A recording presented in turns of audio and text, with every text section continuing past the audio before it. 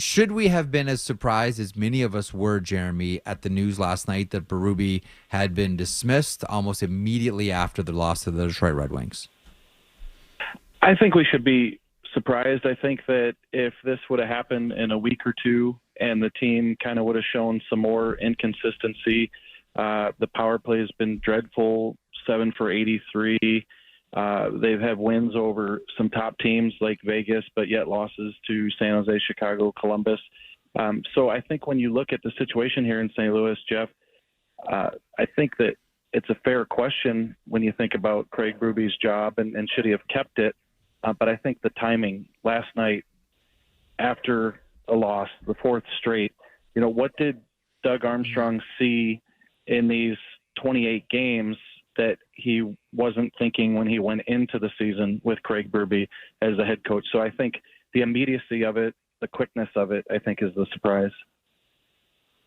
Well, and I think a lot of us wondered about that. And I was having a conversation with someone yesterday who brought up an interesting point, because I think a lot of us are wondering exactly what you're laying out here before us. And that is, why did this happen last night? And, part of the conversation that I had last night is, was this a matter of maybe even Craig Berube saying, I can't do anything else with this roster? Like, I've reached the end of my road here with this roster. Do you think that might be part of this? That's been, I think some people have surmised that could have been the case, but Doug Armstrong kind of put that to rest when he just told us that he let the dust settle a little bit after last night's loss. He went into Craig Berube's office with a beer. He told him that he's going to make the change, and Craig Berube said, I get it. So I think in terms of the information being delivered, it was definitely from Doug Armstrong to Craig Berube. Craig Berube was as receptive as he could be with it.